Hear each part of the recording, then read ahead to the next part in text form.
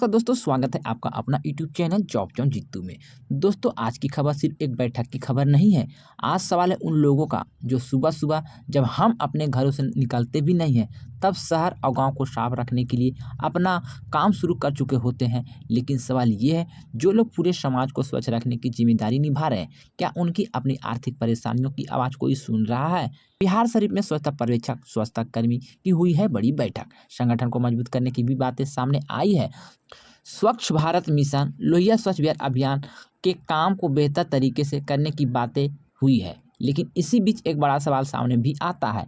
अगर स्वच्छता कर्मियों को 11 माह का मानदेय वास्तव में बकाया है, तो आखिर यह पैसा क्यों नहीं मिल पा रहा है और इसे कौन रोक रहा है? और ये पैसा कब तक मिलेंगे? सबसे बड़ा सवाल, इस मुद्दे पर कोई खुलकर क्यों नहीं बोल पा रहे हैं? दोस्तों, आपको सारा जानकारी यहाँ पे बताने वाले हैं। बिहार सारा जानकारी, सारा इन्फॉर्मेशन मैं आपको इस वीडियो में देने वाले हैं। बस वीडियो को ध्यान से अंत तक देखिएगा। अगर आपको वीडियो पसंद आएंगे तो वीडियो को लाइक कीजिएगा, वीडियो को शेयर कीजिएगा।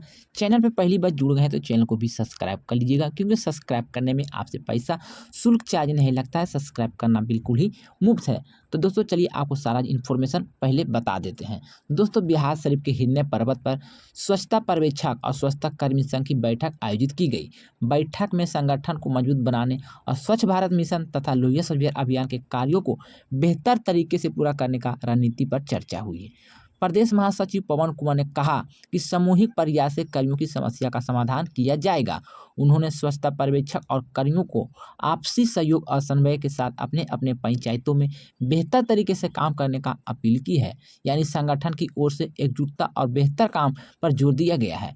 दोस्तों, आपको बैठक में संगठनात्मक विस्तार पर भी चर्चा किया गया है। इस पर विस्तृत जानकारी भी आई है। संजीत कुमार को जिला अध्यक्ष, गनीता कुमारी को महिला मोर्चा अध्यक्ष और सोनी कुमारी को जिला उपाध्यक्ष बनाया गया और मोहित कुमार को जिला मीडिया प्रभारी मनोनीत भी किया गया।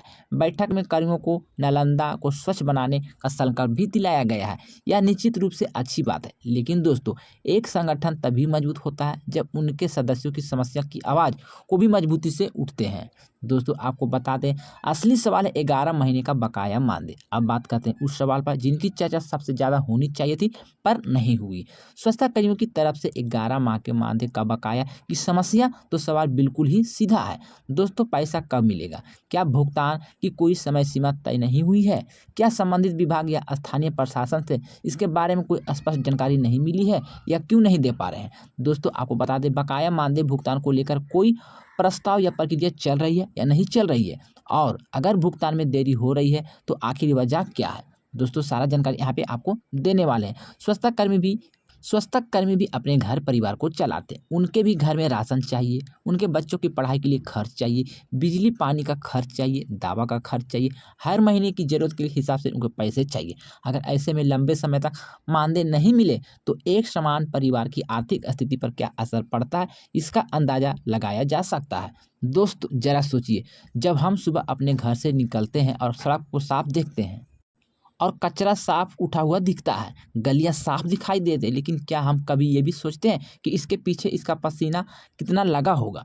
किसी ने सुबह सुबह गंदगी उठाई होगी, किसी ने बदबू और धूल के बीच काम किया होगा, किसी ने गर्म बारिश सर्दी अपनी ड्यूटी को ईमानदारी से निभाई होगी। वही कर्मचारी अपने मेहनत के पैसे के लिए इंतजार करता है, तो उसकी परेशानी भी हमारी चिंता का विषय होनी चाहिए। क्योंकि स्वच्छता सिर्फ अभियान से नहीं, यह उन हजारों परिवार की मेहनत से चलता है, उनके खून पसीने से चलता है।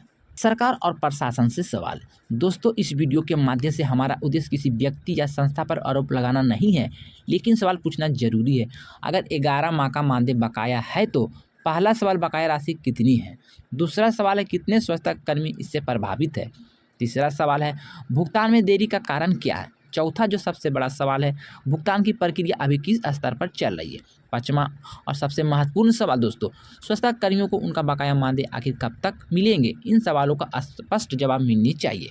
दोस्तों, स्वच्छता कर्मी संघ के संगठन को मजबूत करने के लिए यहाँ पे बातें मैं आपको बता रहे हैं और आपसे अपील भी करते हैं। ऐसे संगठन जिनकी जिम्मेदारी भी बड़ी स्तर पर होनी चाहिए। अगर कर्मियों की कोई वास्तविक समस्या है तो उसे संबंधित अधिकारियों के सामने मजबूती से रखना बेहद जरूरी है।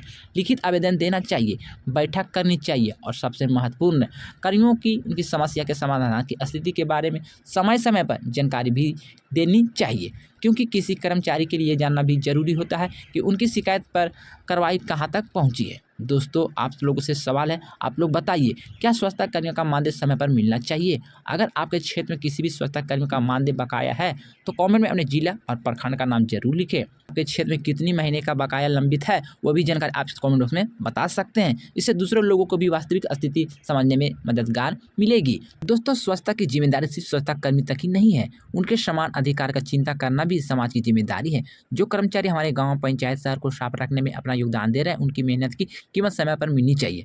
अगर आप कहीं भुगतान लंबित है तो उसकी स्थिति स्पष्ट होनी चाहिए। हम उम्मीद करते हैं कि संबंधित विभाग और प्रशासन इस मुद्दे पर गंभीरता से ध्यान देंगे और यदि कोई बकाया मानदेय लंबित है तो उनके भुगतान को लेकर स्पष्ट जानकारी सामने आएगी। ऐसे कर्मचारी मानदेय, वेतन, पेंशन और सरकारी योजना से जुड़ी खबर के लिए हमारे चैनल चौपजन जीतू को सब्सक्राइब करके साथ में बेल आइकन को जरूर दबा के रख लीजिए।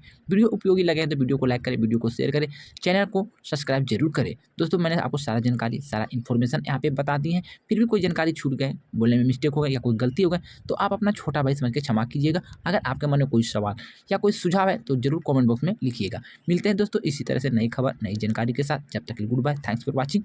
जय हिंद, जय भारत।